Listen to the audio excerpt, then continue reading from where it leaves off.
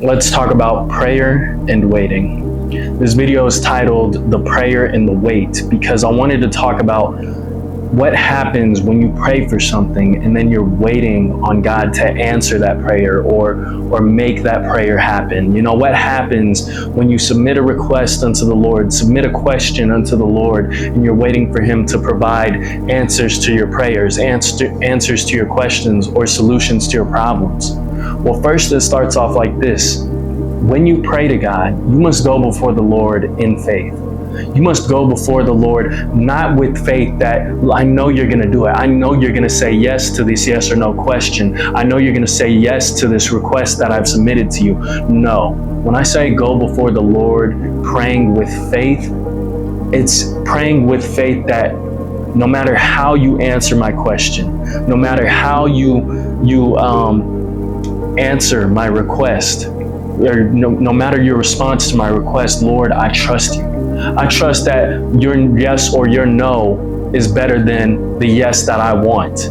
I trust that the answer and the response that you give me to my request is better than the one that I'm expecting, right? So you have to go to God with that kind of faith, with that faith of trusting that, Lord, I know you're going to make it happen. Lord, I know you're going to turn things around. I may not know how it's going to happen. It may not look like how I've prayed for it to look or how I've imagined it and daydreamed it looking. But Father, I know that you're going to turn these things around no matter what. I know you're going to answer my question. I know you're going to solve my problems. And I know you're going to respond to my request. And I know that no matter how any of these answers or responses come to me or however I receive them, I know that no matter how I receive them, God, I know that it's going to be in your perfect will and that it's going to all work out for my good. So you have to go to God in prayer like that. And then comes the wait. How do you wait? When you've asked God for that new job because this job that you're in is so difficult, how do you wait? When you've asked God for that new car because the car that you're driving is breaking down and falling apart, how do you wait? You continue to steward what you have. You steward everything that you have. You steward your blessings. You steward your job. You steward your car. Whatever it is that you've brought before the Lord and asked Him about in prayer, you have to wait patiently and steward what you have. When you're waiting, don't get anxious. Don't be anxious to make the blessing happen. Don't be anxious to get what you've been praying and asking for so quickly. Because if you do that, you can compromise the plan and the blessing that God has for you further down the line. I'll give you guys an example. So I'm driving a truck and my truck has been breaking down for quite some time now. You know, my truck has had issues for years. You know, it's constantly in and out of the shop. And I reached a point where I was like, Lord, I need to replace this truck. Like, it's gonna die. The engine's gonna blow up. It's gonna stop running. Something's gonna happen. You know, I was in such a great belief that my truck was just gonna stop working. And I went to the dealership and I sat at the dealership and I talked with a friend of mine who was trying to help me buy the car. And, you know, he was running numbers with me, and then his boss came in and his boss was running numbers with me. And as I'm sitting there, you know, they're giving me a good deal. They're giving me all these numbers. They're telling me, oh, you can pay it off in this amount of time. You could refinance in this amount of time. And, you know, as much as I wanted to replace the car, I just kept thinking about the scripture that says, be anxious for nothing, pray about everything. Key words being, be anxious for nothing. So I was sitting there and, you know, as they're running the numbers, they're putting a lot of pressure on me to buy the car. You guys know how car salesmen are. They're putting a lot of pressure. I'm just sitting there and I'm anxious in my spirit. And I'm like, if I'm anxious about it, I shouldn't do it. Even though I need a new car, I'm anxious about buying this car, which means it's not the right time. It's not the right time. Even though I'm anxious to buy a car, it's not the right time. Now, I decided to walk out of there. My friend asked me, he's all like, we just ran all these numbers. We've been here for hours. He's all like, and you're not gonna buy the car? He's all like, why not? And I told him, I said honestly, I said, bro, you know me.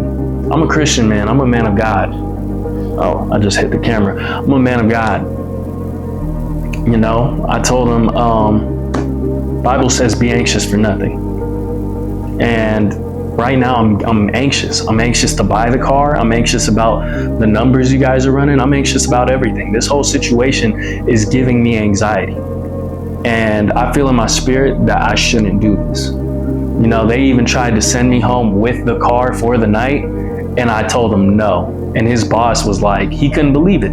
He couldn't believe that I sat there and told him no. After all the numbers he just ran, after everything he just did, he couldn't believe that I told him no. But I told him no, because I knew it was going to cause me anxiety, and I knew that if I was too anxious about it, it probably was not the best decision. So I've chosen to wait on God.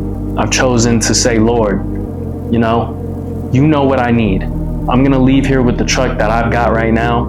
It may not be running to the best of its ability. You know, I may believe that it's going to fall apart, but I'm going to trust that whatever happens, you're going to take care of me.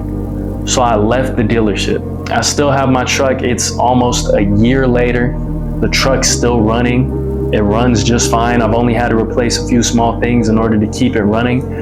But I'm continuing to wait for God to bless me so that I can pay that off and fix the truck or get a new car. You know, it doesn't matter. But the key point of this story is that while I'm waiting, I'm not being too anxious to make the blessing, to make the prayer that I prayed happen myself. Because when I think about it, had I been too anxious to buy the car, and had I written my name, signed my signature on that contract, I would be crushed in debt right now, because that car was way expensive. It was way out of my means. And, you know, I wouldn't have been able to sustain it. So I've chosen to wait on God to bless me with what I can sustain. And right now, the truck is what I can sustain. My current vehicle is what God has blessed me with. So I'm going to steward it well while I wait on the Lord. And I'm going to continue to have faith that He's going to bless me in the end. And that's what you need to do. Whatever request, whatever question, whatever thing that you brought before God, bring it before Him with faith that He's going to take care of it, and that you're going to be okay no matter how He takes care of it. And then while you're waiting, continue to do your part. Take care of your blessings. Take care of the things that you have right now. So that way, when God comes to you, you can handle the blessing that He's giving you. But not only that, don't be anxious during the wait. Be patient during the wait. Be patient during the wait. And you'll have joy, and you'll have peace, and you'll be okay with what God has given you right now. And then when God gives you more, you'll be able to handle it. And you'll be more than grateful that you waited for it.